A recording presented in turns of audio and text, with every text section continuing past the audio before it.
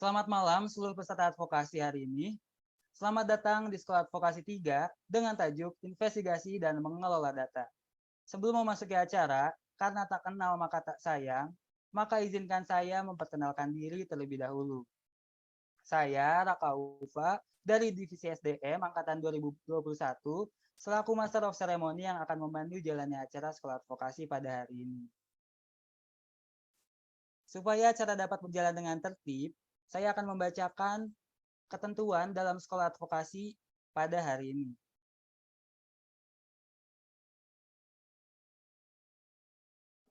Yang pertama, semua peserta wajib mengikuti acara dari awal hingga akhir. Yang kedua, semua peserta wajib menyalakan kamera selama acara berlangsung. Yang ketiga, semua peserta wajib berninam sesuai ketentuan, yaitu angkatan _ nama. Yang keempat, semua peserta wajib mengisi link presensi yang telah disediakan. Karena jika tidak mengisi akan dianggap tidak hadir. Dan yang terakhir yaitu ada ketidakhadiran wajib menyatakan izin kepada panitia yang bertugas. Dan untuk masalah perizinan bisa langsung saja menghubungi dia ya teman-teman.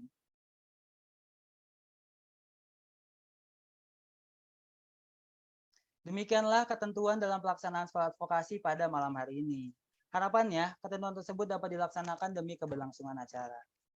Untuk selanjutnya kita akan memasuki rangkaian acara yang pertama, yaitu ada sambutan dari Ketua Pelaksana. Untuk Rona, waktu dan layar dipersilahkan.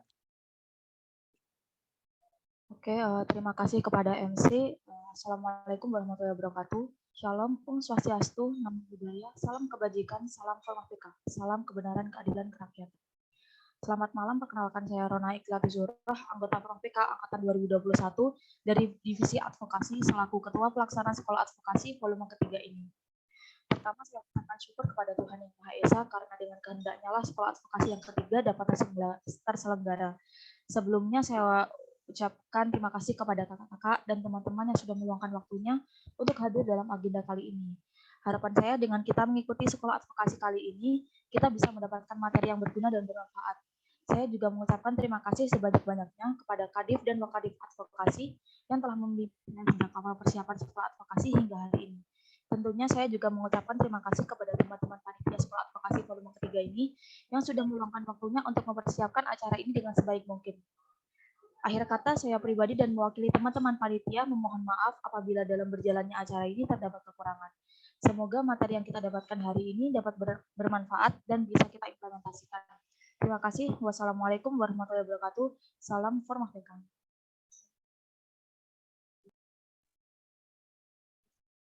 Oke, terima kasih banyak kepada Rona Zuhro selaku Ketua Pelaksana Sekolah Advokasi pada malam hari ini. Seperti pada acara sekolah advokasi sebelumnya, sebelum memasuki sesi pemaparan materi, akan ada pretest nih bagi seluruh anggota Forma PK nih teman-teman. Link pretestnya akan dibagikan melalui kolom chat Zoom dan waktu untuk mengerjakan pretestnya adalah 10 menit. Kepada seluruh peserta advokasi, semuanya dapat langsung mengerjakan pretest dimulai dari sekarang ya. Untuk linknya sudah ada tuh di kolom chat Zoom. Semangat semuanya.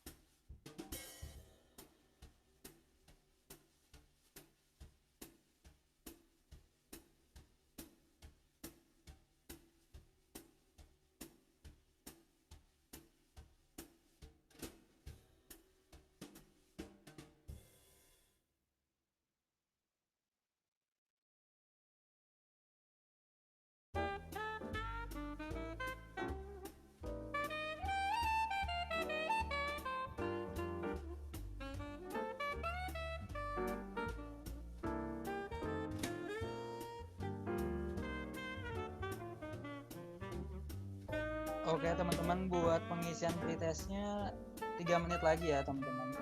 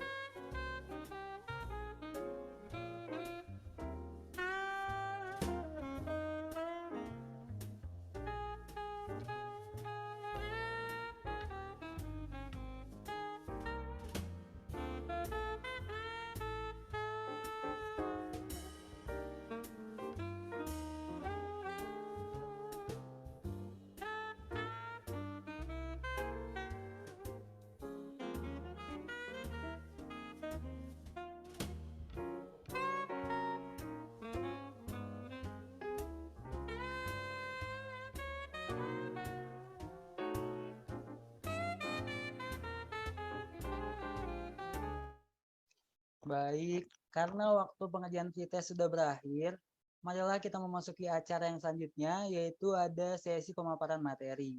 Untuk sesi pemaparan materi sendiri akan dipandu oleh moderator kita, yaitu Victoria. Buat Victoria udah bergabung kan ya? Halo Vic. Hai Kak. Gimana nih Vic? Udah siap belum Vic buat mandu jalannya sesi pemaparan materi? Udah dong. Oke deh, untuk mempersingkat waktu, langsung saja saya serahkan acara pada malam hari ini kepada moderator. Untuk Victoria, waktu dan layar dipersilahkan. Baik, terima kasih MC atas waktu dan kesempatannya. Assalamualaikum warahmatullahi wabarakatuh. Shalom, Om Swastiastu, Namo Buddhaya, salam kebajikan, dan salam sejahtera bagi kita semua. Salam Forma PK, salam kebenaran, keadilan, kerakyatan. Selamat malam semuanya. Perkenalkan, saya Victoria, Angkatan 2021, dan merupakan staf di Divisi SDM. Mohon izin untuk memandu teman-teman semua dalam acara Sekolah Advokasi Volume 3 yang bertema investigasi dan mengolah data. Saya ucapkan terima kasih dan selamat datang kepada teman-teman dan kakak-kakak semua yang telah hadir dan sangat antusias untuk mengikuti acara hari ini. Terima kasih juga saya ucapkan kepada pemateri yang sudah berkenan untuk meluangkan waktu dan tenaganya untuk berbagi ilmu kepada kita semua pada malam hari ini.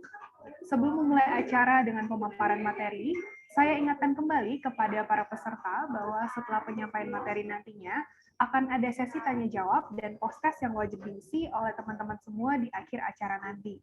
Oleh karenanya, diharapkan teman-teman semua untuk dapat menyimak materi dengan baik dan kemudian mempersiapkan pertanyaan untuk pemateri kita yang luar biasa.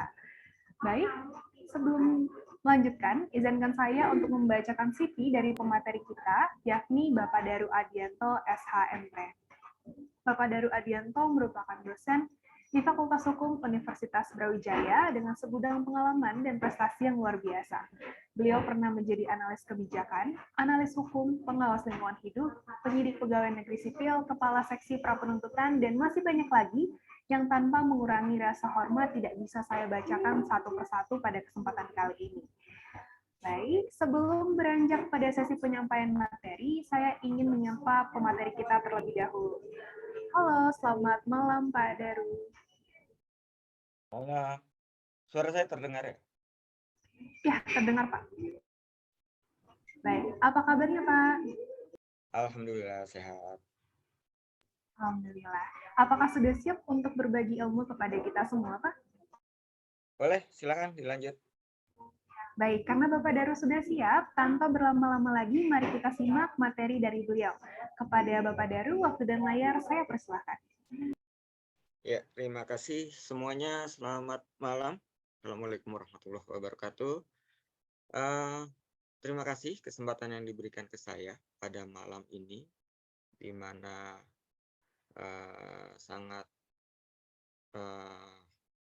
terhormat bagi saya diberi kesempatan berbagi terutama terkait di permasalahan atau isu investigasi dan action research.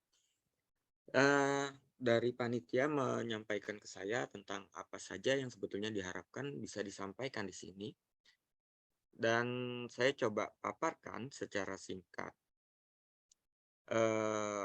beberapa poin yang nantinya akan menjadi sebuah jembatan buat kita untuk melakukan diskusi terkait dengan permasalahan yang dihadapi kita, terutama ketika kita melakukan kegiatan advokasi dan investigasi kasus.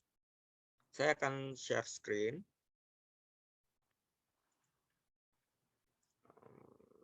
Sudah terlihatkah? Sudah terlihat Pak? Oke. Bentar.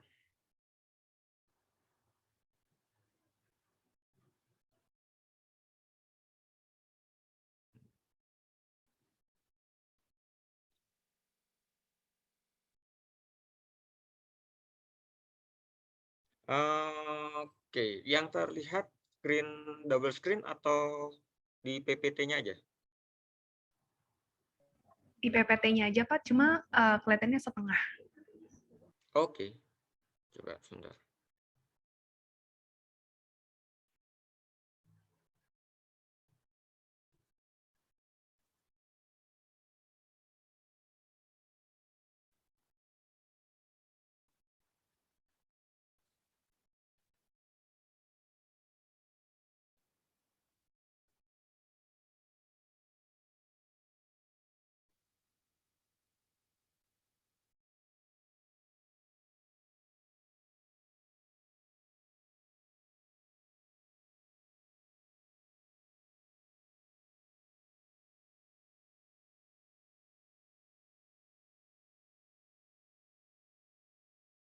Oke. Teman-teman, dari materi atau kita mengenal istilah investigasi, itu sebetulnya apa yang dibayangkan teman-teman? Pertama, mungkin ada yang punya pendapat?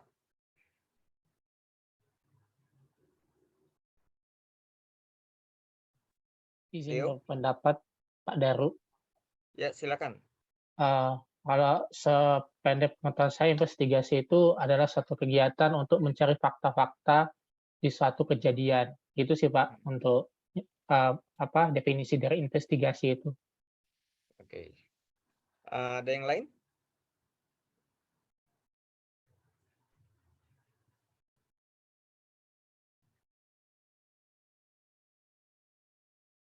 Ada yang lain?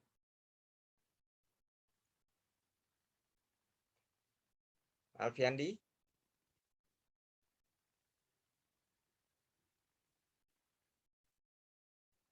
Tes. Ya, Masuk. terdengar. Lanjut.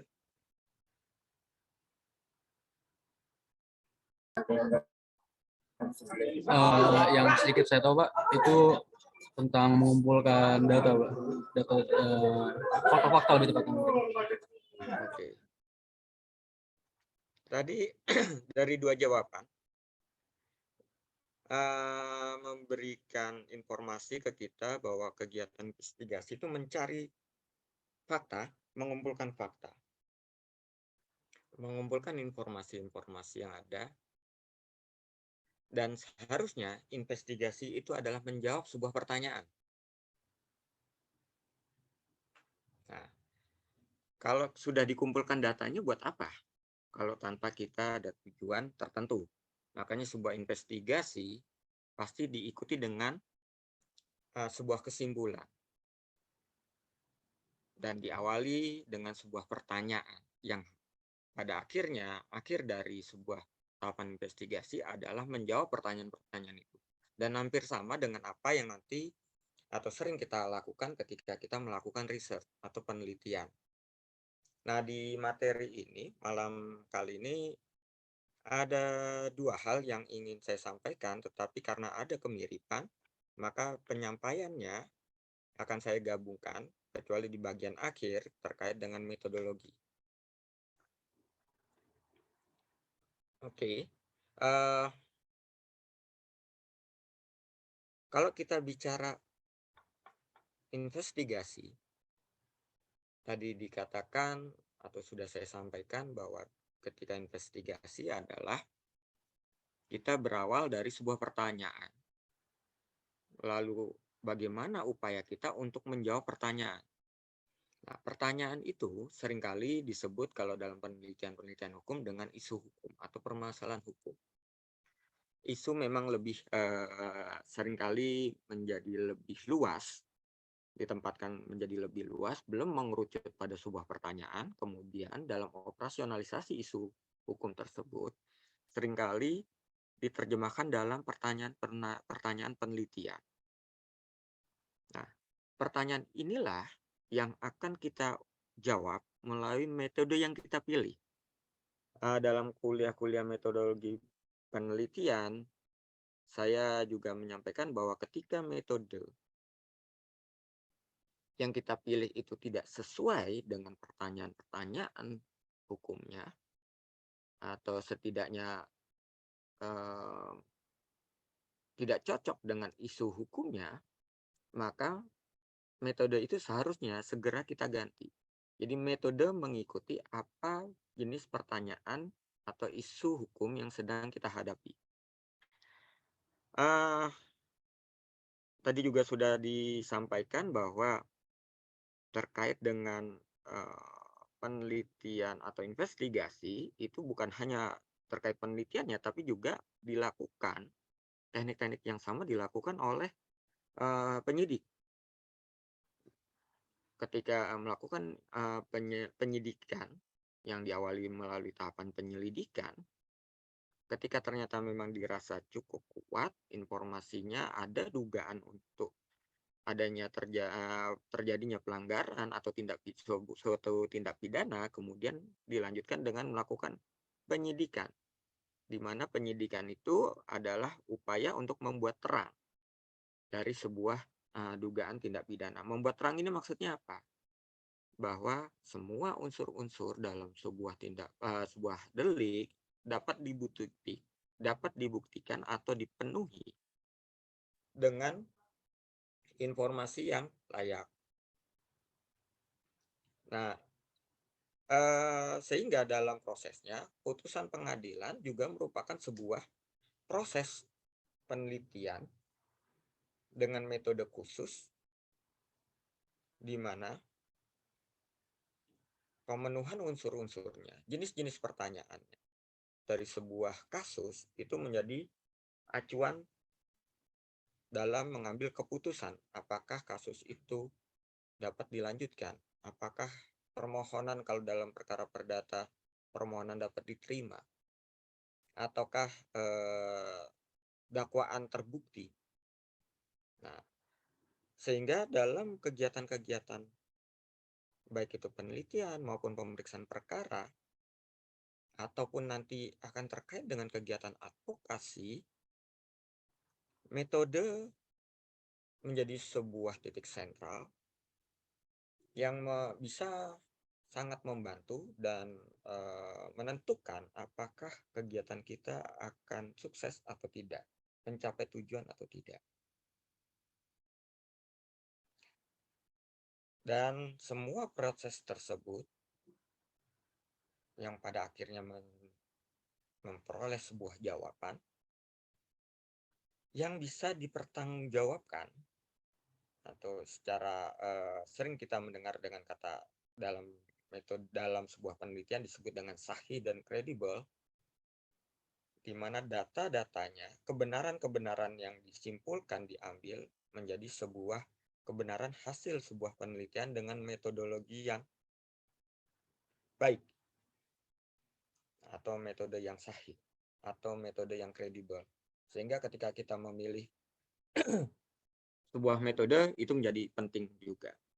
Tadi sudah saya sampaikan bahwa di kesempatan malam ini ada 3 hal yang ingin saya sampaikan untuk hal tersebut, yaitu terkait dengan isu dan bagaimana dari isu kemudian kita bisa menurunkan dalam operasionalisasinya dengan menyusun sebuah pertanyaan penelitian. Kemudian pertanyaan itu kita rujukan pada atau kita carikan metode yang akan bisa membantu kita menjawab pertanyaan tersebut. Dalam metode itu nanti akan dimulai dengan tahap pengumpulan data, kemudian dari data itu kemudian diolah, setelah diolah data tersebut dianalisis, kemudian disimpulkan. Nah, masing-masing metode memiliki tahapan-tahapan yang berbeda satu sama lain. Walaupun secara prinsip akan saya ketengahkan di sini, akan saya coba sampaikan bahwa tahapan-tahapan tersebut pada prinsipnya adalah tahapan pengumpulan data, kemudian pengolahan, dilanjut dengan tahap analisis dan pengambilan kesimpulan. Oke, terlihat gambar yang ini? Sudah terlihat, Pak. Oke. Kalau Alif Ihsan dengar suara saya? Ya, dengar, Pak. Oke. Kira-kira dari gambar ini ada data apa yang kamu peroleh? Saya melihat di sini merupakan hasil dari penebangan ya, Pak. Hasil dari penebangan di hutan. Gitu. Oke. Yang di sana ada kegiatan penebangan di hutan. Itu informasi atau data? Atau sebuah fakta?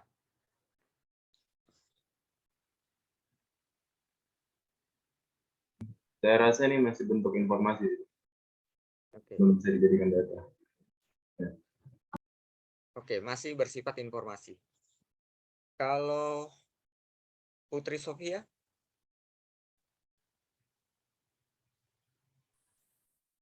Kalau dari foto itu fakta, Pak. Fakta. Menurut saya. Oke. Kenapa dikategorikan fakta? Karena sudah ada barangnya ditumpuk gitu kayunya, kemudian juga ada data lokasinya secara jelas, ada koordinatnya gitu. Oke. Saya sengaja menampilkan dengan apa namanya, informasi-informasi di foto ini agar kawan-kawan bisa melihat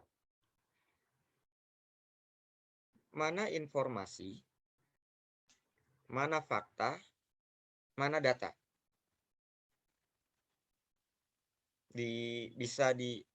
Teman-teman harapannya di sini bisa mulai membiasakan diri dan bisa memisahkan apa itu informasi, apa itu fakta, apa itu data.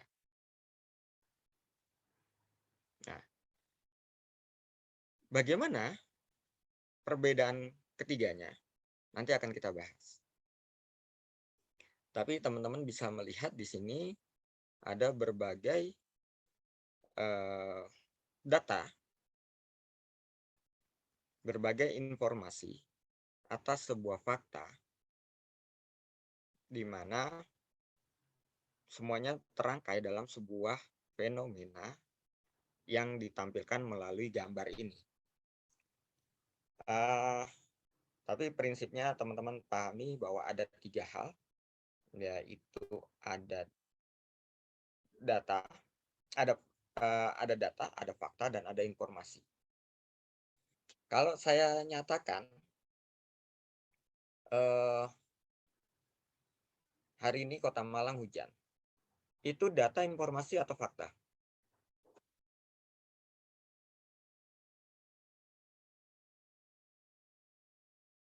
Ada yang bisa jawab?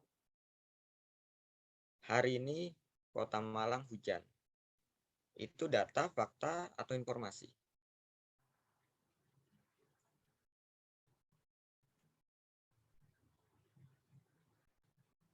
Izin menjawab, Pak. Ya. Sebelumnya mohon maaf Pak, bisa on cam. Kalau menurut saya yang disampaikan oleh Bapak tadi itu masih informasi Pak.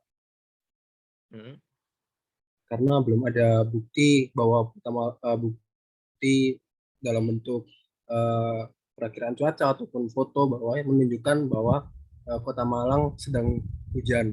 Selain itu juga karena saya tidak menjadi saksi sendiri atas peristiwa tersebut, saya masih menerima penyampaian Bapak sebagai informasi, dan juga karena tidak diberikan data berupa suhu udara ataupun perakiraan cuaca dari BMKG, maka masih belum ada datanya.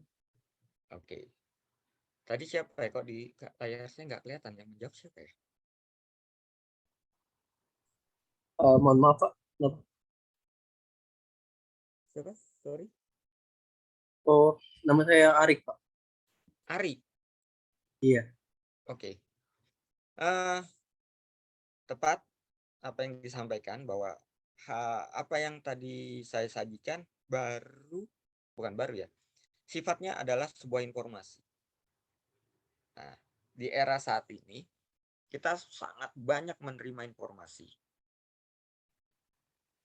Tetapi kita sulit membedakan mana informasi yang benar, mana informasi yang tidak benar. Mana informasi yang berbasiskan data, mana informasi yang tidak mungkin berbasis data, tapi metode pengambilan datanya diragukan kebenaran. Nah, sama halnya tadi juga sudah disebutkan, ada data tidak didukung data BMKG, atau mungkin tidak didukung data-data lain, mungkin bukti, foto, dan sebagainya. Maka yang perlu kita catat di sini adalah ketika ada informasi, sebelum kita meyakini kebenaran informasi tersebut, maka kita harus tahu bagaimana informasi tersebut diproses. Nah, ketika taruh sebuah kondisi bahwa informasinya gini, teman-teman di screen layar teman-teman di pojok kanan ketika menggunakan Windows, atau di pojok kanan bawah ya, di pojok kanan atas ketika kita menggunakan Mac, itu ada informasi jam, ya kan? Ada yang percaya dengan informasi tersebut? Coba raise hand yang percaya dengan informasi yang tersajikan di komputer masing-masing.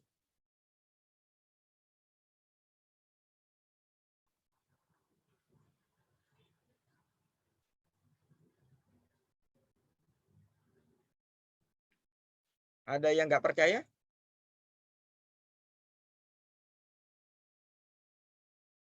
Ada yang nggak percaya? Kalau tidak ada yang raise hand, mungkin saya anggap semuanya percaya, maka saya kembalikan lagi kepada statement sebelum ini, bahwa informasi kita anggap atau bisa kita kategorikan benar. Ada sebuah informasi yang kita kategorikan benar atau kita percaya melalui yang diperoleh melalui sebuah metode yang bisa kita percaya pula. Sehingga dalam fakta tersebut, ketika teman-teman semua di sini mempercayai informasi yang ada di laptop kita masing-masing, maka teman-teman mengetahui dan percaya metodenya.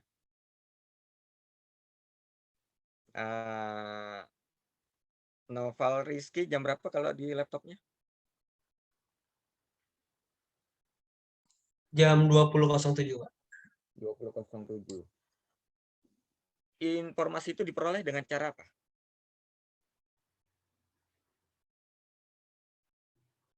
Dengan cara membaca, Pak. Iya. Kemudian Rizky, ini Rizky ya? Panggilannya siapa nih? Noval apa Rizky? Novel. Oh, Noval. Noval percaya dengan jam itu? Percaya, Pak. Percaya. Tahu caranya memperoleh waktu itu? Kalau memperoleh enggak sih, Pak. Ini mungkin udah di setting dari HP-nya, Pak.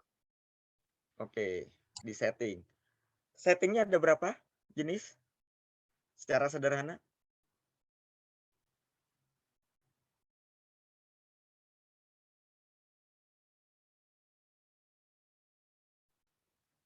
Kalau itu saya kurang tahu.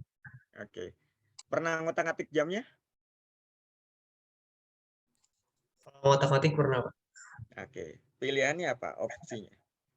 Otomatis atau manual? Opsinya auto, iya, auto. Auto. Jadi Oke. ngikutin jam di daerah saya gitu. Kebetulan kan Oke, saya tinggal di waktu Indonesia bagian barat. Kalau suatu saat kamu ada di Banyuwangi, tetapi jammu tidak menunjukkan di HP ya, tidak menunjukkan waktu Indonesia bagian barat.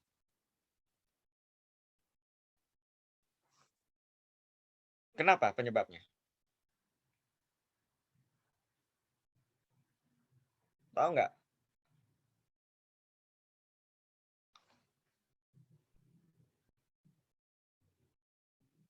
Ada yang tinggal di daerah Banyuwangi?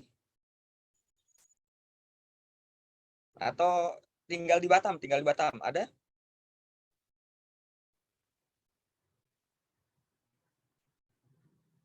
Nah, teman-teman memperoleh informasi karena di zona yang tidak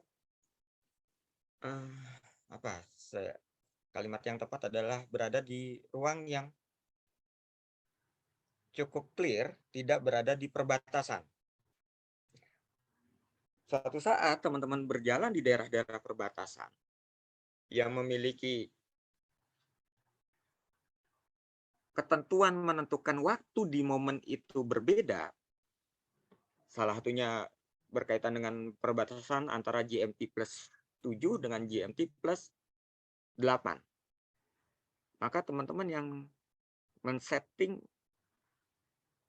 atau memilih metode penetapan jam di HP atau di komputernya berdasarkan koneksi jaringan, dan ternyata teman-teman seumpama contoh berada di Batam atau di Banyuwangi, tapi ternyata koneksinya ke jaringan di Singapura atau di Bali, maka jam yang akan ditampilkan akan terbaca sebagai jam GMT plus 8. Ya, bukan GMT plus 7. Jadi 1 jam lebih cepat. Kenapa? Karena Anda sudah memasrahkan metode memperoleh informasi tersebut kepada penghitungan di jaringan.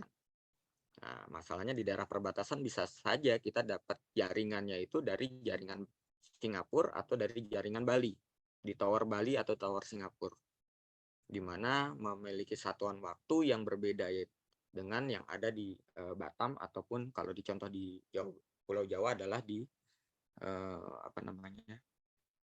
di Banyuwangi, atau teman-teman yang tinggal di Kalbar. Mohon maaf, bukan. Ya, Kalbar satu-satunya. Kalimantan juga kepecah antara GMT plus 7 dengan plus 8. Nah, di sini sebetulnya yang ingin saya sampaikan bahwa ada informasi yang ketika kita tidak mengetahui, kita main percaya aja. Main percaya dan kehilangan kewaspadaan kita. Karena kita terbiasa. dengan mempercayai informasi yang ada atau tersajikan, dan kita yakin, oh kalau dari jam HP udah benar, oh informasi dari pemerintah udah benar. Saya akan coba lanjutkan ke materi berikutnya, yaitu isu dan data. Maka tadi sudah disampaikan terkait dengan contoh jam yang ada di kita. Maka kita kembali lagi ke permasalahan apa itu, atau bukan apa itu, tapi mengapa kita melakukan sebuah penelitian atau mengumpulkan data. Dan proses itu adalah proses mencari jawaban dari pertanyaan, dari isu-isu hukum.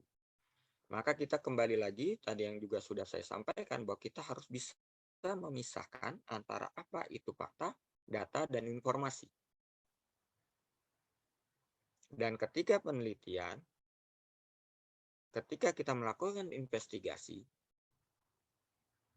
bersandarlah pada data. Hindari penggunaan informasi.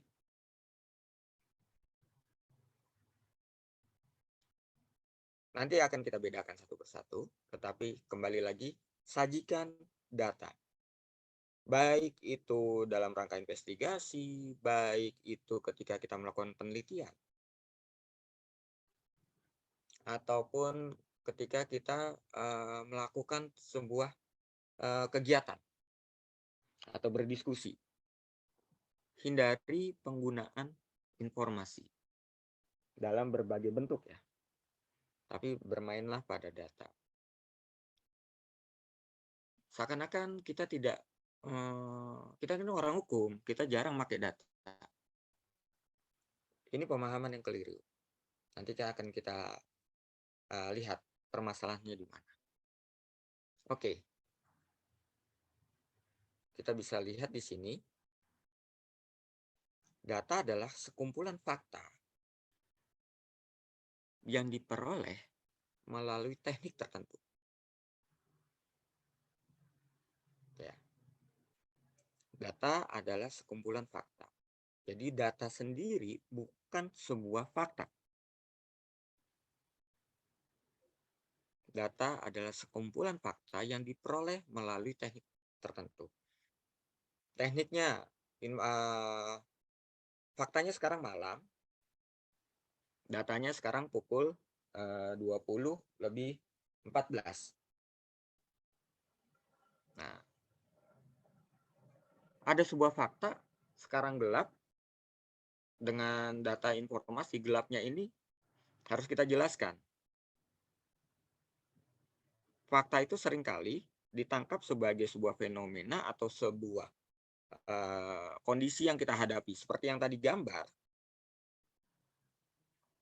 itu sebuah fakta yang ada di hadapan kita. Nah, kemudian faktanya begitu banyak, sehingga kita harus memilah dari fakta-fakta tersebut data, jumlah kayu, ada berapa orang dalam foto itu, cara memperoleh jumlah orangnya bagaimana, itu tekniknya. Kemudian sehingga seumpama tadi ada 4 orang, kalau teman-teman nggak tahu bahwa teman-teman tidak bisa menentukan 4 orang yang tadi gambar tadi di awal itu siapa. Oh, itu penyidik. Oh, itu dari kepolisian, dari Polsek, Polres, dan sebagainya. Oke. Jadi datanya adalah ada 4 orang yang merupakan petugas. Nah, petugasnya itu apa? Atau bagaimana cara kita memperoleh informasi bahwa dia petugas? Dengan bertanya, dengan memeriksa identitas. Kemudian kita bicara dalam fakta, dalam foto tadi kita melihat adanya tumpukan kayu. Itu kayu apa? Dari mana? Ya, kalau seumpama ada dugaan bahwa itu ada penebangan liar, berarti kita harus bisa membuktikan bahwa keberadaan kayu itu adalah ilegal. Ditebang, digergaji, atau dia rubuh.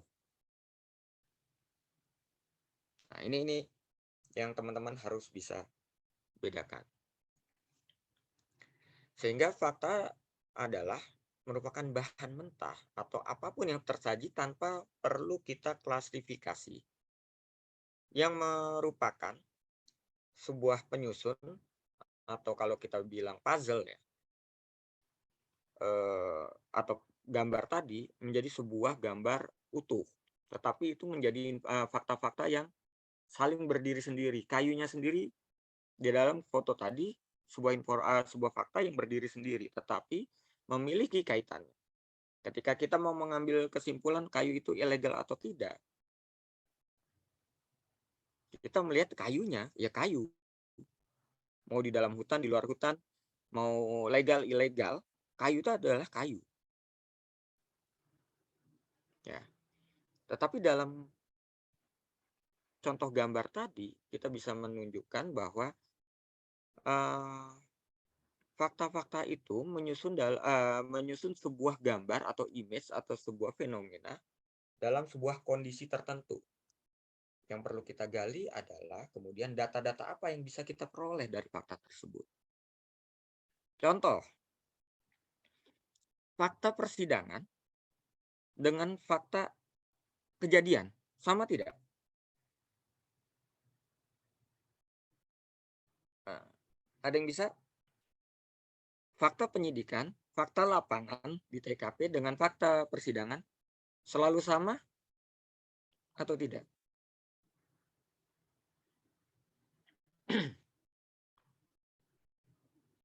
Nah, kalau kita secara singkat, saya sering membedakan fakta-fakta berdasarkan di mana dia dirangkaikan. Seperti yang tadi saya contohkan, fakta persidangan adalah semua data yang terkumpul, terungkap, terkuak dalam proses persidangan perkara. Ada sebuah kebenaran, ada sebuah fakta, tapi tidak pernah dibahas di persidangan, bukan fakta persidangan. Nanti kita bicara antara perdata pidana udah berbeda. Pidana mintanya kebenaran material, kalau perdata mintanya kebenaran formil. Tapi kedua-duanya selama tidak terungkap dalam persidangan, maka tidak bisa menjadikan fakta tersebut sebuah dasar untuk mengambil keputusan. Dalam hal ini putusan pengadilan. Sehingga apapun yang ada di TKP harus diungkap dalam persidangannya. Tanpa diungkap, ada nih saksi, sudah di BAP. Karena sudah di BAP, terus ternyata saksi itu, perkara itu dinyatakan lengkap karena ada saksinya. Ada barang bukti, ada alat bukti yang memenuhi. Nah, kemudian ternyata prosesnya dibawa ke pengadilan. Ternyata saksinya meninggal. Sehingga ketika mengambil keputusan sulit karena ternyata ini saksi yang cukup penting untuk membuktikan kebenaran sebuah kejadian. Jangan marah ketika pengadilan kesulitan mengambil keputusan. Nah, sehingga ada teknik yang seringkali dari penyidik mengambil sumpah dari para saksi yang terperiksa. Fungsinya apa? Ketika saksi tersebut tidak bisa dihadirkan di pengadilan, informasi di penyidikan bisa dibacakan oleh penuntut umum karena saksinya telah diambil sumpah oleh penyidik tanpa kehadiran dari si saksi tersebut dan memiliki kekuatan kesaksian yang sama. Di sini teman-teman nggak perlu memahami hukum acaranya, tetapi yang teman-teman harus petik dari pembelajaran ini adalah ada metode yang harus dipenuhi agar informasi tersebut menjadi sahih. Itu ya. Dari data yang kita bisa himpun dalam sebuah fakta, kemudian diolah dan diletakkan pada konteks tertentu. Nah, Itulah yang disebut dengan informasi. Tadi kita bicara jam, atau kita bicara kesimpulan dari penelitian. Atau kita ada informasi, oh Malang sekarang sedang dingin-dingin. Nah, itu informasi yang dikontekskan pada sebuah sifat dingin, panas. Nah, kenapa tadi saya sampaikan, tolong kesimpulan atau informasi itu diletakkan di akhir. Dan jangan melakukan atau menyajikan informasi di tengah, bahkan di awal dari proses investigasi, advokasi, ataupun penyidikan atau penelitian. Karena apa? Sekarang jam berapa? Ya, nanti akan menjadi panjang ceritanya. Itu ke jamu. Jamu sudah dicocokkan belum? Jangan-jangan jamnya kecepatan atau terlambat, baterainya habis. Karena yang disajikan adalah informasi. Tapi kalau kita menyajikan fakta, kita akan membawa kesahihan fakta tersebut yang kita detailkan dalam data-data yang bisa kita sajikan dengan metode yang benar. Dan itu tidak akan terbantahkan. Contoh, kalau di gambar tadi ada 4 orang, siapa yang bisa membantah data tersebut? Oke. Di gambar ini ada 4 orang laki-laki. Siapa yang bisa membantah? Di gambar ini ya, saya tidak bicara di lokasi ini, di gambar ini. Ada yang bisa membantah? Karena ini sebuah data. Yang nanti akan dibantah ketika kita sajian penelitian, sajian kasus, gelar perkara, kita jadi jaksa menyajikan itu dalam persidangan, yang dipermasalahkan adalah metode semuanya. Metode yang dipermasalahkan. Benar nggak cara ngambil sampelnya? Siapa yang ngambil sampelnya? Benar nggak saksi itu ada di situ? Kredibilitas saksi itu yang disorotin. Karena kesulitan membantah data. Karena data itu ya teman-teman yang peroleh. Termasuk di penelitian. Kalau kalian bilang, setelah kami ukur, maka atau setelah kita hitung, maka ada kayu kotak balok sejumlah 16. Orang yang nggak ada di lokasi, tidak melihat faktanya, bisa membantah nggak? Nah, sehingga teman-teman kalau baca media, baca apapun, atau memberi laporan, tolong hati-hati. Saya pernah memperoleh informasi ketika ya sekitar 3-4 tahun yang lalu, sehingga saya harus ditugaskan. Karena ternyata orang yang membaca informasi, jadi informasi nggak ke saya, tapi ke sebuah posisi di negara ini, dan ternyata yang membaca informasi itu kebingungan karena dalam sebuah gambar yang sama ada 3 informasi yang berbeda tentang jumlah kayu. Ya, akhirnya saya diutus untuk memastikan informasi mana yang benar. Nah, yang saya sajikan hanya berupa data dengan metode tertentu, dan saya berikan rujukan-rujukan yang memperkuat hal itu. Seperti tadi, fakta penyidikan, fakta lapangan. Tapi saya nggak nyebut jumlah kayu. Kayunya kecil, Pak. Kayunya banyak. Jangan. Jangan pernah menggunakan kata-kata sifat banyak, lebih, kurang, baik, buruk, dingin, panas, dan sebagainya. Hindari kalimat-kalimat itu, kata-kata itu. Tapi jumlah berdasarkan pemeriksaan olah TKP diperoleh tunggul di area tersebut ditemukan 11 batang dengan masing-masing ukuran adalah tunggul pertama, fotonya ini. Ukurannya sekian. Nah, sehingga siapapun tidak bisa membantah. Saya mengambil di koordinat sekian, ini ada. Itu ya.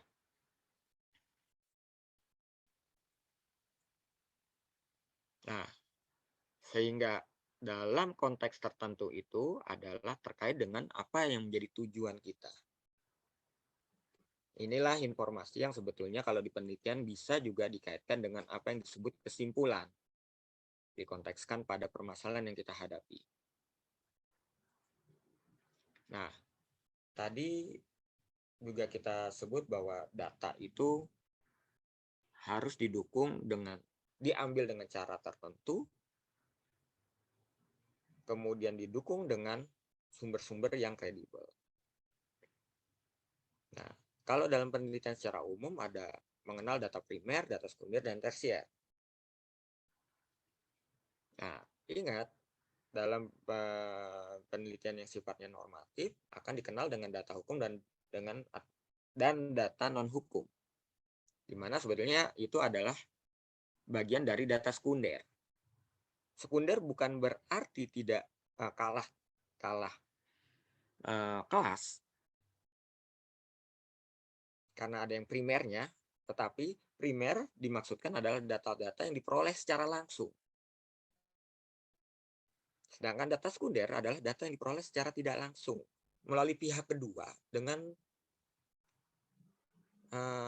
kutipan-kutipannya, seperti ada sebuah naskah, ada sebuah paper, ada sebuah berita acara pemeriksaan.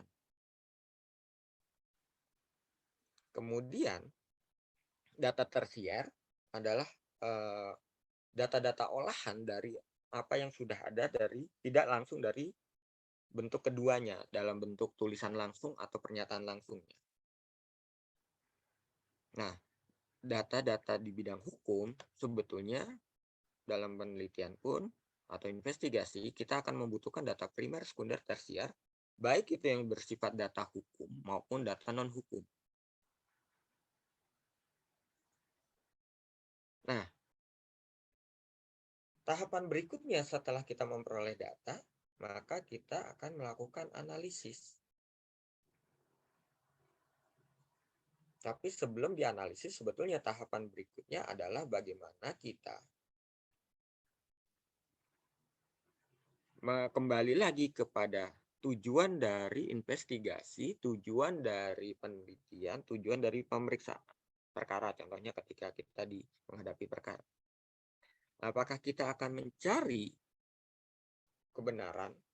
Pertanyaan yang sifatnya adalah norma-norma, pasal mana yang berlaku, apakah ini memenuhi ketentuan pasal tertentu, ataukah kita memiliki pertanyaan-pertanyaan yang sifatnya tidak normatif, seperti apa yang mendorong orang itu melakukan tindakan tersebut, apa yang melatar belakangi, siapa yang menyuruh.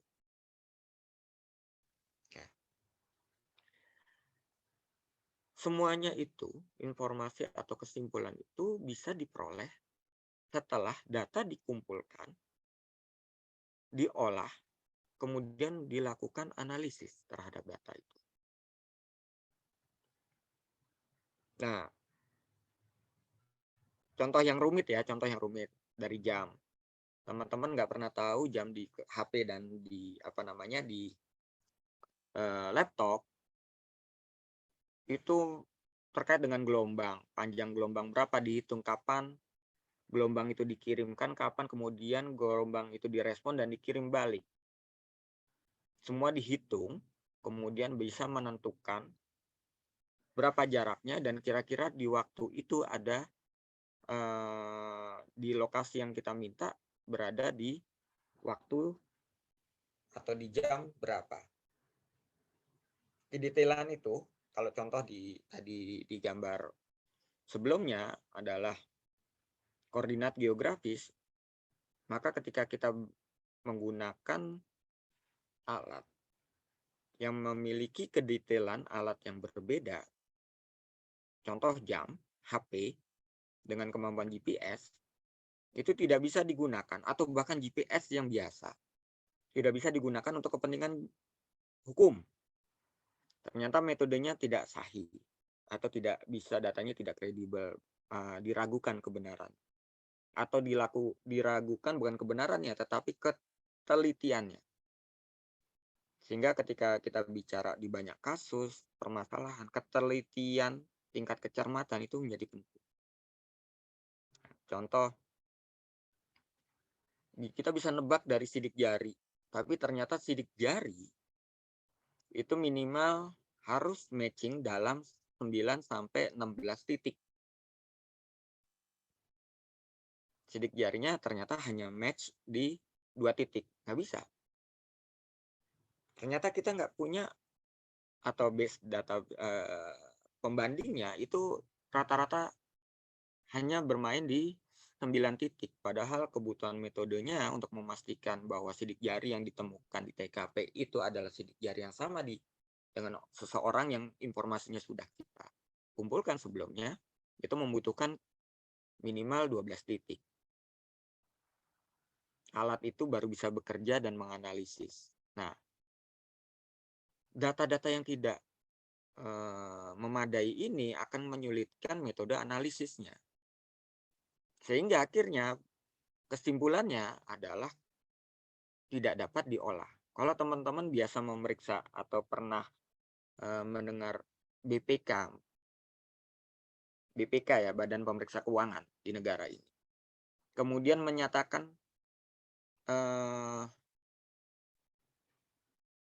ada apa ya, statusnya mereka itu mereka tidak berpendapat, ya, karena kesulitan mengambil kesimpulan karena dengan metode untuk menetapkan apakah ini WTP wajar tanpa pengecualian atau istilahnya akuntabilitas, proses pengelolaan keuangan di suatu lembaga pemerintahan itu sangat-sangat bagus atau buruk atau tidak bisa atau disclaimer ya istilahnya, saya lupa. Tapi di status itu adalah status tidak menyatakan baik atau tidak juga menyatakan buruk karena datanya tidak memadai untuk mengambil kesimpulan. Bukan berarti ya teman-teman kalau mengikuti kasus SPI tahu ya, SPI Batu, kemudian yang mengolah informasi tersebut melalui Deddy Kobuser yang kebetulan menghadirkan atau memenuhi hak jawabnya dari pengacara dari tersangka. Nah, di situ akan kelihatan dialektika, narasi-narasi yang digunakan. Dan bagaimana menggali informasi berdasarkan data-data dan fakta, mana yang bisa diakui, mana yang tidak. Nah, itu cukup bagus untuk pembelajaran di kita bahwa ternyata bisa jadi tidak ada kesimpulan karena sulit diambil keputusan dengan metode yang sahih. Jadi kesimpulannya itu. Nah, dalam advokasi akan banyak sekali kita menemukan data-data yang tidak baik. Nah, disinilah teknik analisis dan pemenuhan data untuk bisa melakukan analisis itu menjadi penting. Tadi secara singkat saya juga sudah menyampaikan tentang tahapan sampai dengan analisisnya, di mana preanalisis dimulai dengan verifikasi data, apakah data itu memiliki sandarannya, memiliki tautan, atau memiliki sumber. Ketika tidak atau belum memiliki sumber, belum jelas metode memperoleh data tersebut, maka kita kategorikan dulu sebagai data-data yang belum terverified.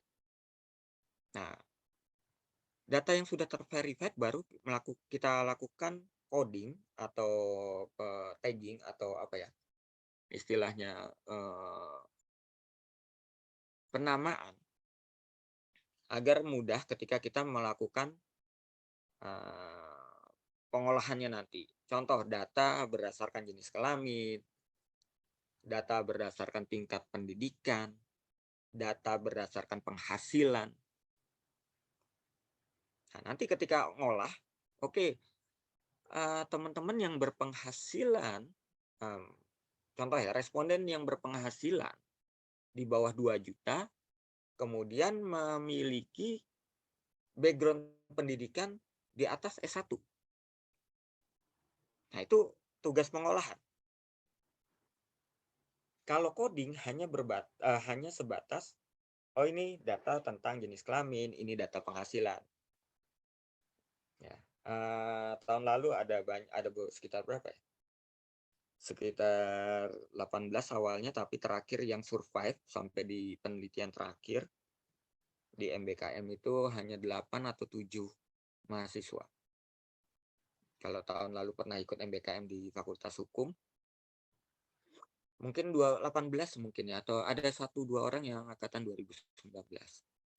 Nah, di situ kita benar-benar harus mengcoding data-data untuk melakukan pengolahan. Nanti peneliti ya, sebelum melakukan analisis, dia akan memerintahkan data tersebut untuk diolah. Coba cari data jumlah masyarakat berpendidikan, responden berpendidikan di atas SMA dan di bawah SMA yang tidak setuju dengan adanya pembatasan internet. Itu perintah. Nah, baru kita melakukan pengolahan data. Tapi ketika dari awal datanya tidak terverifikasi, maka runtutannya dan kita tidak pisah, maka akan mempengaruhi dari analisisnya. Ya. Sehingga ini adalah sebuah tahapan yang harus dilakukan secara berurutan untuk bisa memperoleh sebuah kesimpulan dari analisis yang tepat. Nah,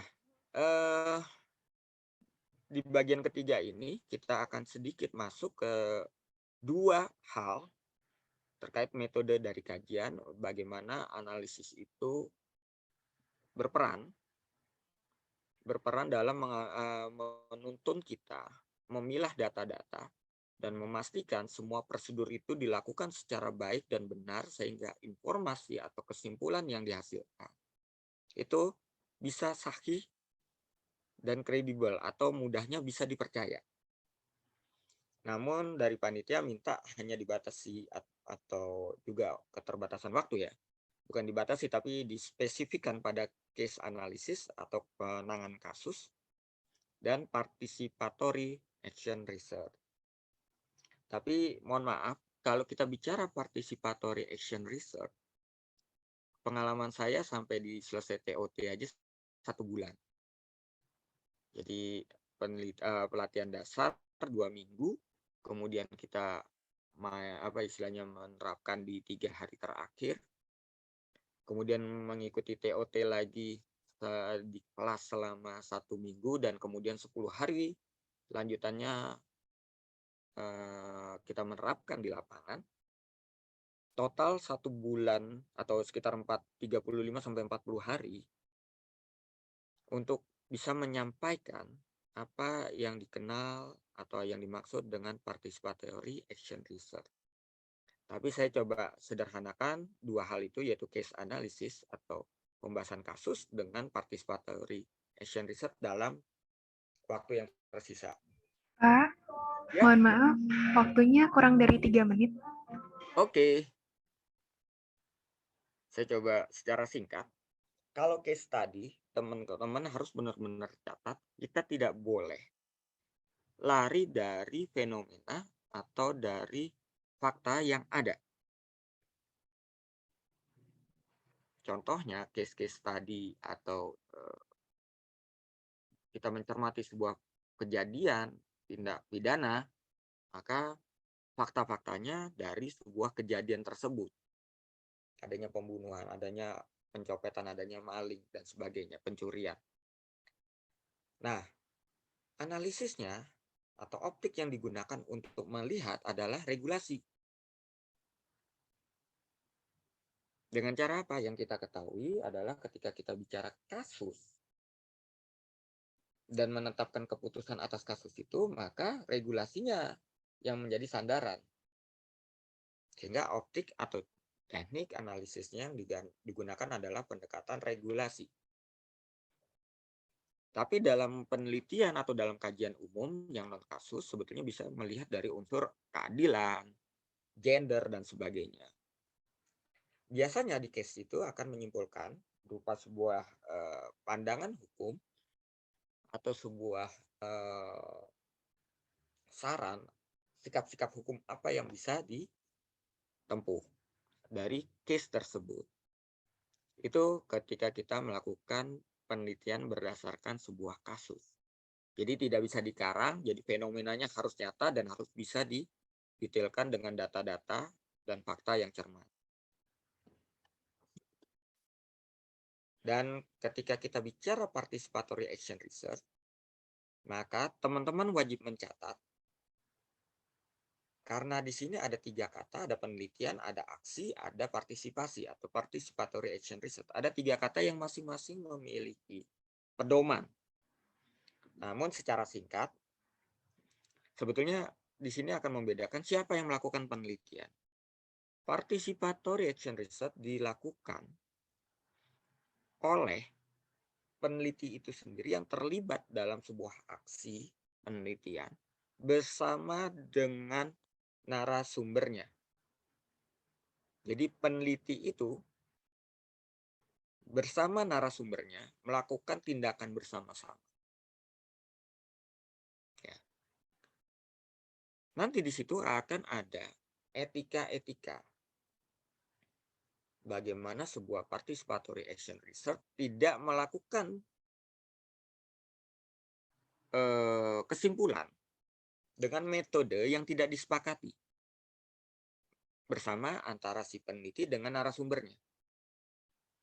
Jadi teman-teman jangan pernah keburu-buru ngecap telah melakukan participatory action research ketika ternyata metodenya tidak disepakati. Kayak contoh gini, kita ingin meneliti kebutuhan masyarakat di sebuah desa.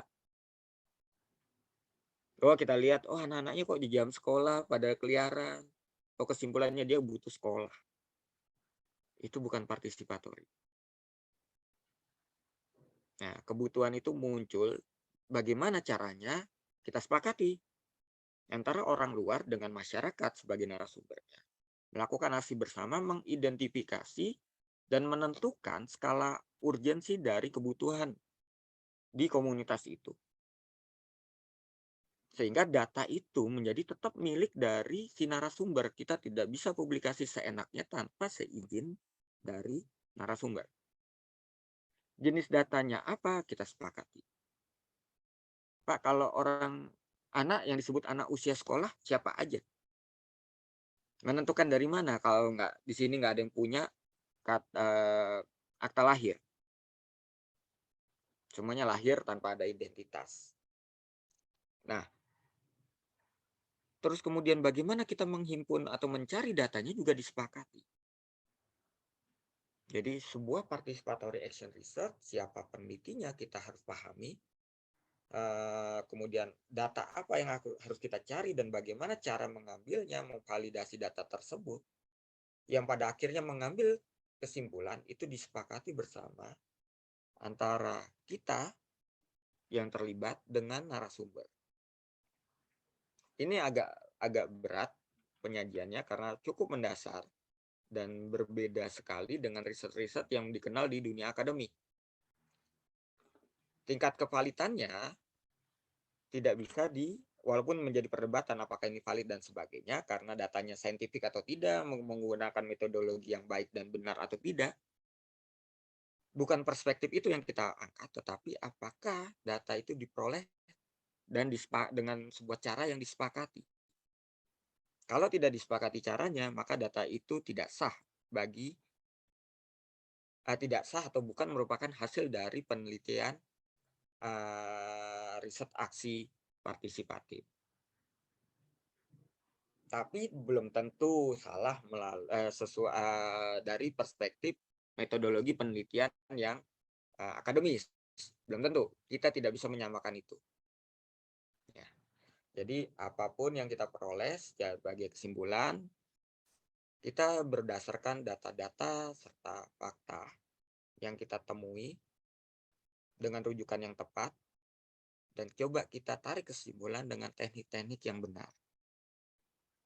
Agar kita bisa memproduksi informasi, bisa menyimpulkan sebuah kejadian dengan cara yang benar dan dapat dipercaya. Mungkin itu penutup dari paparan itu, saya kembalikan ke moderator. Terima kasih. Baik, luar biasa sekali ya pemaparan dari Pak Daru. Aku yakin di teman-teman semua pasti udah lebih paham tentang investigasi dan mengolah data. Sebelumnya, saya ucapkan terima kasih kepada Pak Daru yang telah menyampaikan materi yang sangat informatif bagi kami semua yang hadir di Zoom pada malam hari ini. Selanjutnya, kita akan memasuki sesi tanya-jawab. Bagi teman-teman atau kakak-kakak yang ingin bertanya bisa menggunakan fitur raise hand atau menuliskan pertanyaannya pada kolom chat Zoom.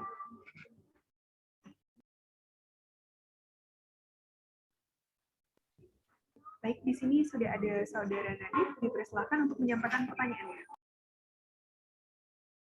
Baik, terima kasih moderator atas kesempatannya. Saya ingin bertanya kepada Pak Daru terkait dengan pengadvokasian ya Pak ya. Dan ini saya sedikit cerita dulu, karena dalam pengadvokasian ini kan kami ada tahap investigasi ya Pak ya. Nah itu seringkali memang investigasi ini kami mengalami kesulitan dalam mengumpulkan data-data. Nah, salah satunya terkait validasi. Nah, validasi ini kan kalau berdasarkan pengalaman kami itu ya hanya pada satu ini aja Pak, satu narasumber, dan kami sebenarnya pengen ke narasumber yang lain, yang kontra dari narasumber sebelumnya gitu. Nah, itu gimana ya Pak untuk memvalidasi data-data tersebut Pak? Agar data yang telah kami himpun dari investigasi itu bisa valid gitu Pak, dan dapat diolah menjadi sebuah analisis yang baik dan benar. Oke, mau dikumpulkan dulu, Bu Moderator, atau langsung dijawab? Boleh langsung dijawab, Pak? Oke, Mas Nadif ya tadi ya, yang bertanya. Ketika kita memperoleh sebuah informasi, apalagi itu disampaikan oleh seseorang, maka kita coba objektif dan kalau tadi pertanyaannya bagaimana memvalidasi, teknik validasinya sendiri itu ada dua hal. Ada dua cara. Validasi dengan melakukan triangulasi dengan data lain yang sudah kita peroleh, atau kita validasi melalui pernyataan dia sendiri. Contoh ya, contoh investigasi. Teknik yang dipakai adalah ketika kita melakukan investigasi, kronologis itu sering kita gunakan. Nah, kenapa kita menggunakan teknik kronologis? Ada banyak informasi yang bisa kita peroleh. Contoh, penyidik sering menggunakan teknik kronologis mundur. Karena otak manusia, otak pelaku, itu tidak bisa tertata ketika harus menyajikan informasi secara mundur. Ya. Pasti ada blanknya, pasti ada looping, loncatan-loncatan dari time frame itu. Itu cara kita memvalidasi. Kemudian kita explore, oh, Bapak di situ dengar berapa kali? Oh, keras apa enggak suaranya? Umpama ya contohnya suara senjata atau suara chainsaw lah. Kita kan bisa memvalidasi dengan apakah ternyata pelaku menggunakan chainsaw. Atau tahu chainsaw nggak sih? Jangan-jangan nggak tahu chainsaw. Saya nyebut chainsaw, nggak ada yang tahu chainsaw. Gergaji mesin. Nah, ketika illegal logging. Nah, itu kalau kita validasi ke eksternal, tetapi validasi juga bisa dilakukan dari si penyaji data itu sendiri. Contoh, lah, Bapak ada di sini, ada. Bapak tahu. Bapak ngapain pada saat. Jadi ini ada kasus di Dampit waktu itu. Mereka sangat yakin dan menyajikan data bahwa saya terlibat dalam proses pemetaan desa ini tahun 95. Oke. Kita tahu dari cerita-cerita sebelumnya bahwa dia berusia sekitar 47. 95 itu sekitar tahun 2020 ya. Kemudian berarti tahun 95 usia dia berapa? Pada saat kejadian. Oke, 20 tahun. Pada saat usia 20 tahun, apa yang harus dia lakukan atau aktivitas apa kok dia bisa terlibat dalam pengukuran itu? Dalam jabatan apa? Nah, teknik ini akan dengan mudah, selain tadi ada menggunakan teknik kronologis, kita juga bisa menggunakan berbagai teknik yang dikenal dengan apa istilahnya? Teknik wawancara. Teknik wawancara di mana sebetulnya ini kalau saya cerita singkatnya bahwa dalam teknik wawancara kita akan berupaya memvalidasi informasi-informasi itu, tetapi kita tidak bilang, oh Bapak datanya nggak valid, bukan. Tetapi kita yang membuat catatan bagaimana kevalidan informasi itu. Kayak semama, Bapak dengar sendiri nggak? Yang ngambil gambar siapa? Atau pada saat kegiatan pemetaan tahun itu Bapak ingat nggak siapa aja? Nah, siapa aja yang terlibat? Oh, itu waktu itu dana dari siapa, Pak? Nah, apakah dana dari desa, patungan? Ketika dia tidak banyak informasinya, maka sebetulnya kredibilitas informasi yang dia sajikan itu dipertanyakan. Bukan berarti tidak benar. Bisa jadi kekuatan memori dia, bisa jadi ada hal yang ditutup-tutupi. Jadi ada banyak dan wajar ketika kita menguasai, tidak menguasai teknik interview, maka kita akan kesulitan. Dan teknik ini sebetulnya berdasarkan instruktur yang pernah menyampaikan ke saya ya. Karena kalau saya sendiri di Indonesia merasakan di berbagai pelatihan, saya tidak pernah memperoleh pelatihan seserius yang diceritakan oleh instruktur saya. Instruktur saya kebetulan waktu itu dari instrukturnya FBI. Jadi untuk bisa menjadi seorang investigatornya FBI, mereka harus menjalani pelatihan 6 bulan untuk teknik interrogation dan interview. Nah, tadi ketika kita kebingungan narasumber cuma satu, terus kita mau percaya apa enggak? Langkah pertama, kita tidak boleh langsung terlalu personal. Kita tetap detach atau melepaskan diri dari kedekatan, tetapi secara fisik kita berupaya masuk. Itu ada teknik-tekniknya memang. Prof. Nyoman sering juga menyajikan itu namanya getting report atau membangun perilaku yang bersahabat untuk kita memasuki ruang-ruang atau zona kalau kita nyebutnya intimate ya, tapi posisi ini disebut dengan zona pribadi. Nah, ketika kita masuk di situ cenderung fase itu adalah fase informasi yang lebih valid ketimbang kita bertanya tapi kita tidak dekat. Ya, contoh, polisi memeriksa orang, nggak pernah kenal, nggak pernah apa, dan bagaimana seorang polisi tahu orang ini berbohong, orang ini menutup-nutupi, orang ini menghindari. Dalam teknik-teknik itu kita juga selain berupaya membangun kedekatan, membangun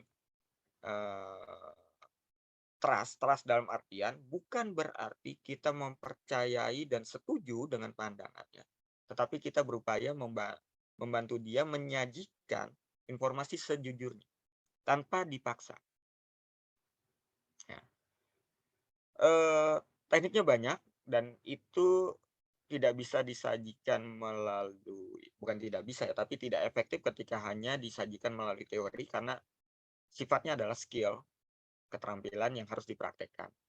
Nah, kalau teman-teman mau terampil itu kayaknya juga cukup baik ketika kita membuat pelatihan-pelatihan keterampilan khusus di bidang itu. Nah, contoh kayak kembali lagi di YouTube itu, bagaimana menjadi seorang pengacara yakin klien sudah bicara jujur. Jadi seorang polisi atau jaksa atau hakim yakin bahwa orang yang menyajikan informasi ini sudah menyampaikan secara jujur, walaupun sudah disumpah. Nah, itu ada keterampilan dan secara teori agak sulit disampaikan kalau tidak kita praktekkan. Tapi itu cukup menarik karena setidaknya 5 hari pelatihan aja cukup banyak hal yang bisa kita bahas dan waktunya kalau dijelaskan di sini satu persatu agak panjang. Mungkin mohon maaf Nadif kalau tidak terlalu detail, tapi beberapa kuncian kalau saya pribadi selalu berupaya, dan ini berat ya, untuk tidak mencap orang yang saya ajak bicara itu pelanggar atau bukan. Orangnya salah, rakus, serakah, dan sebagainya. Karena apa? Ketika kita sudah punya cap, oh wong iki bajingan. Orang ini penjahat, mentalnya korup. Di situ kita sudah menutup diri dari kebenaran dan fakta. Walaupun bukan berarti kita menyetujui langkah dia. Nah, ini kunci yang pertama dan itu yang paling berat. Kemudian yang kedua adalah bagaimana kita membuat orang tersebut nyaman untuk menyajikan informasi sejujurnya. Kalau contoh, ada sebuah diskusi, kemudian ada dari 20 peserta diskusi, ada yang mendominasi. Teknik fasilitasinya adalah bagaimana menutup dominasi itu. Dan memberikan kesempatan orang yang diam untuk berbicara. Oh, kebanyakan dikuasai forumnya oleh tokoh. Ya udah kita datangin rumah-rumah yang jarang ngomong untuk bicara. Karena kita yakin bahwa ketika dalam forum di desa, orang-orang ini akan diam. Karena ada Pak Kadesnya, ada mungkin dia pekerja di lahannya atau punya utang, sehingga nggak mungkin saya jelek-jelekin orang yang memberi utang ke saya. Kan banyak hal. Dan itu butuh keterampilan untuk bisa menata dari informasi untuk memperoleh informasi yang baik. Mungkin itu, Nadif.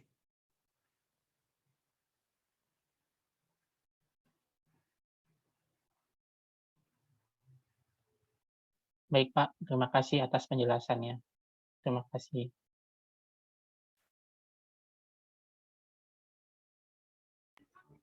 Baik, luar biasa sekali pertanyaan dari saudara Nadif dan jawaban dari Pak Daru. Mungkin ada satu pertanyaan lagi yang ingin ditanyakan. Dan sebelumnya saya ingatkan juga kepada teman-teman dan kakak-kakak semuanya untuk tetap on cam ya.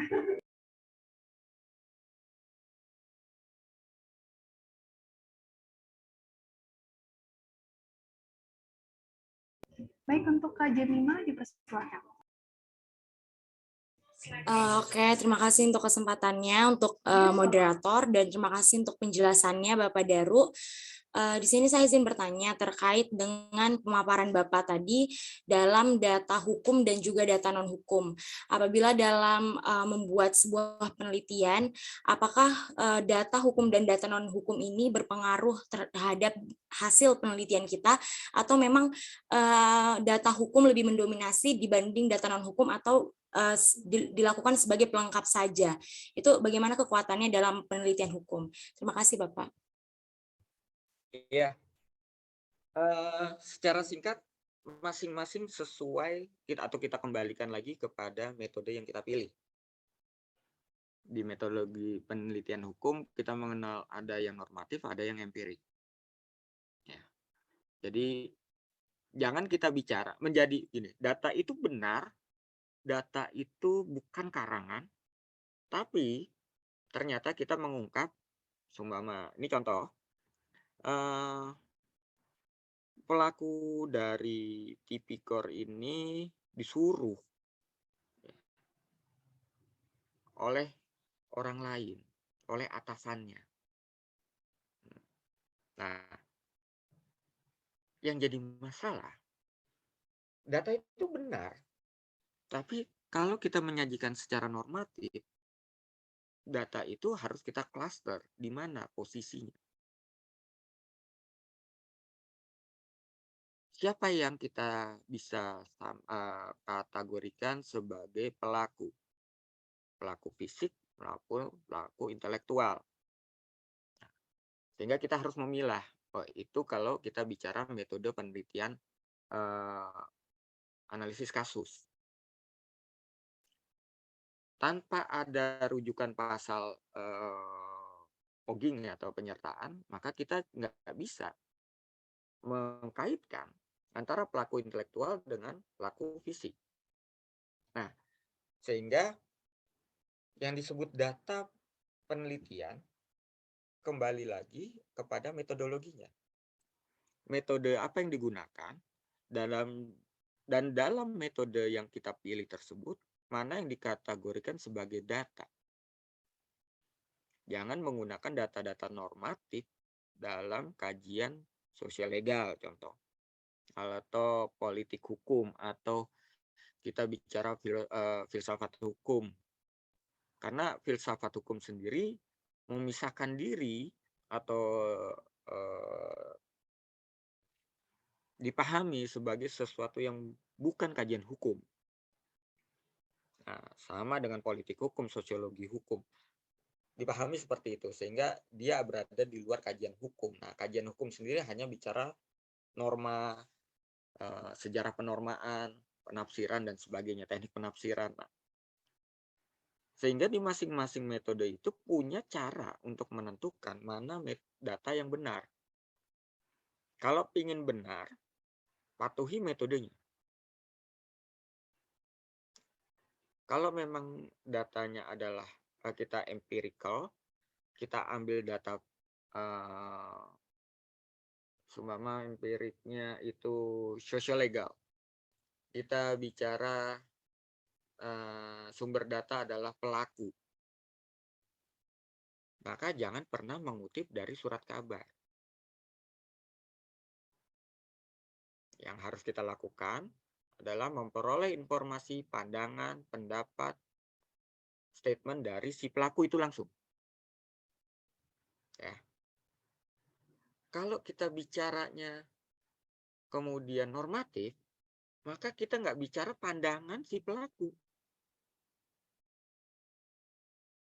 Pandangan, pendapat, dan pemahaman pelaku itu nggak penting dalam norma analisis kasus atau pemeriksaan perkara. Yang dibutuhkan adalah apakah benar pelaku di situ melakukan tindakan yang dilarang dan didukung oleh alat bukti. Definisi pelaku itu apa? Siapa seumpama orang yang memetik atau menebang pohon. Benar dia menebang dengan cara apa? Apa alat buktinya? Kapan dilakukan? Di mana dilakukan? Seberapa besar pohon yang ditebang? Kok nebang pakai gergaji mesin tapi ternyata ukuran batangnya cuma 10 cm. Ngapain? Kok bisa sebuah bantalan rel kereta yang terbuat dari besi baja cor sepanjang 8 meter hilang dalam waktu 15 menit? Apakah mungkin dilas, dipotong-potong? Apakah mungkin digergaji dengan gergaji besi? Seorang investigator akan terpancing melihat fakta bahwa hilang satu bantalan rel, bukan bantalan rel, rel kereta satu sisi rel kereta utuh hilang sepanjang 8 meter yang merupakan besi baja cor yang tidak atau sulit untuk dipotong-potong, dan waktunya ternyata dari yang pernah dipakai ternyata ada informasi bahwa kereta sebelumnya 15 menit yang lalu. Berarti dalam waktu 15 menit rel itu hilang. Apakah mungkin dilakukan satu orang? Sedangkan 1 meter, mama kita punya informasi lagi, 1 meter baja rel itu beratnya berapa? Mama beratnya sekitar 40 kg dikali 8 meter. Bisakah satu orang? Bagaimana caranya? Bisa hilang dari jarak jalan raya, semua jaraknya sekitar ada 200 meter, 300 meter, melewati rumah. Nah, ini sebuah tantangan, tapi informasinya, datanya apa yang valid? Ternyata masyarakat bilang nggak pernah ada orang, nggak pernah ada truk yang lewat, tidak pernah ada keramaian. Nah, fakta hukum bicaranya baru sampai di bawah rel, ada satu lonjor rel baja yang hilang, baru di situ. Nah, data itulah yang harus kita dalami untuk diperoleh gimana caranya bisa hilang dengan kondisi-kondisi yang ada di konteks di lokasi tersebut, dalam kasus tersebut. Sehingga informasi-informasi sebetulnya saya simpulkan bahwa kebenaran dan posisi data-data tersebut, baik itu yang bersumber pada data primer, sekunder, tersier dalam penelitian empirik, tidak bisa dipersamakan dengan data sumber hukum dan non-hukum. Walaupun bendanya sama, tapi nanti ketika kita mengklasterkan dan mengambil kesimpulan, ada teknik-teknik data mana yang bisa dipakai untuk bisa menarik sebuah kesimpulan hukum. Sehingga seumpama dalam kasus dihilangnya rel kereta itu, apakah tidak terjadi tindak pidana? Belum bisa dibuktikan. Tapi potensi tindak pidananya ada, tapi pelakunya yang belum bisa. Nah, berdasarkan apa ya? Berdasarkan data-data lapangan. Itu Jamie mah. Baik, terima kasih Pak. Baik, terima kasih kepada para peserta yang telah bertanya, dan tentunya terima kasih kepada Pak Daru yang sudah menjawab semua pertanyaan para peserta dengan sangat baik dan luar biasa. Namun sayang sekali, karena acara kita pada malam hari ini sangat terbatas oleh waktu, maka sesi tanya-jawab saya cukupkan. Izinkan juga saya untuk membacakan sedikit kesimpulan dan informasi yang saya dapatkan dari penyampaian materi hari ini. Investigasi merupakan proses mengumpulkan fakta dan informasi yang ada untuk menjawab suatu pertanyaan, yang mana investigasi ini diakhiri dengan kesimpulan dan diawali dengan pertanyaan. Informasi adalah data yang telah diolah atau diletakkan pada konteks tertentu. Informasi yang ada pada kita dikategorikan benar apabila diperoleh dengan metode yang dipercayai pula. Sedangkan data adalah sekumpulan fakta yang diperoleh melalui teknik tertentu. Dan fakta adalah bahan mentah yang menyusun suatu kondisi atau fenomena. Kita harus bisa memisahkan antara data, fakta, dan informasi. Dan pada saat investigasi, bersandarlah pada data serta hindari pengguna informasi. Dan jangan menyajikan informasi di tengah atau di awal proses investigasi atau penelitian. Dan sekali lagi saya ucapkan terima kasih banyak kepada Pak Daru Adianto yang telah bersedia untuk menjadi pemateri dan meluangkan waktunya untuk berbagi ilmu kepada kita semua di acara hari ini. Sebelum beranjak ke sesi berikutnya, kami dari panitia mempunyai sedikit kenang-kenangan untuk Bapak Daru. Kepada Saudari Rona selaku Ketua Pelaksana Sekolah Advokasi Volume 3, dipersilakan untuk menyerahkan sertifikat kepada pemateri, yaitu Bapak Daru Adianto SHMT, dan bagi teman-teman PDD yang bertugas untuk mendokumentasi juga dipersilakan. Oke, terima kasih kepada Victoria. Permisi Pak Daru, saya mohon izin untuk menyerahkan sertifikat sekaligus kenang-kenangan dari teman-teman. Semoga dapat diterima dengan baik, dan sekali lagi saya selaku perwakilan dari panitia mengucapkan terima kasih banyak atas ilmunya Pak Daru. Mohon diterima dengan baik. Ya, terima kasih. Mungkin untuk panitia yang bertugas dokumentasi bisa didokumentasikan.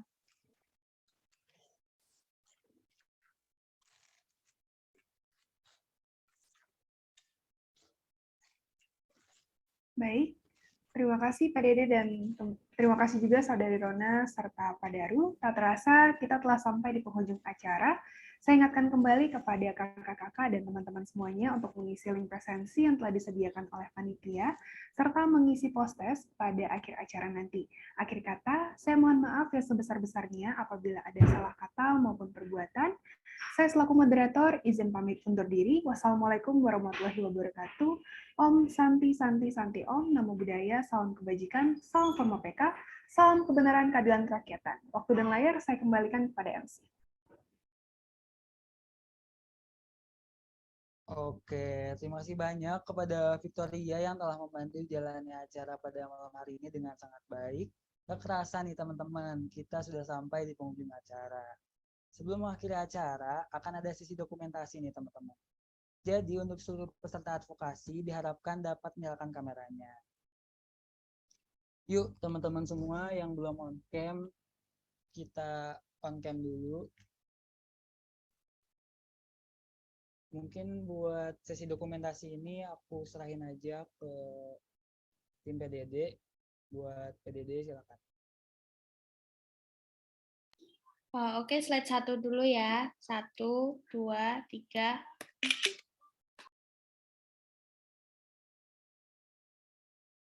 Slide 2, 1, 2, 3.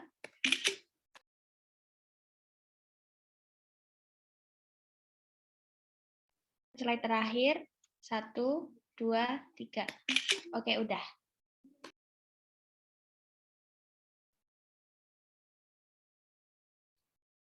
Oke, terima kasih buat tim PDD yang sudah membantu jalannya sesi dokumentasi. Aku juga mau ngucapin terima kasih banyak atas kehadiran dan antusias seluruh peserta advokasi malam hari ini. Nah, sebelum berpamitan, jadi kan tadi kita udah ngerjain pretest tuh di awal acara. Nah, untuk di akhir acara ini, kita ada post-test nih untuk teman-teman. Untuk link post-test sendiri akan dibagikan melalui kolom chat, dan buat seluruh peserta advokasi dapat mengerjakan post-test sekarang, ataupun dapat dikerjakan setelah live Zoom nanti ya. Dan untuk pengerjaan post-testnya sendiri ini dalam waktu 15 menit.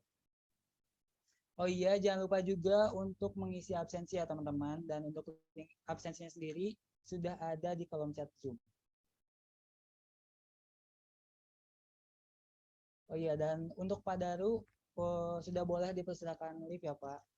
Terima kasih. Oke, terima kasih. Salam sehat semuanya. Selamat malam. Assalamualaikum warahmatullahi wabarakatuh. Waalaikumsalam. Terima kasih, Pak. Terima kasih Pak. Terima kasih, Pak. Oke, saya Raka Ufa selaku Master of Ceremony pada hari ini memohon maaf yang sebesar-besarnya apabila dalam memandu acara terdapat hal-hal yang kurang berkenan. Sampai jumpa di acara sekolah advokasi berikutnya. Wassalamualaikum warahmatullahi wabarakatuh. Shalom, Om Santi Santi Om. Salam Forma PK. Salam kebenaran, keadilan, kerakyatan. Jangan lupa ya teman-teman setelah live Zoom untuk prosesnya di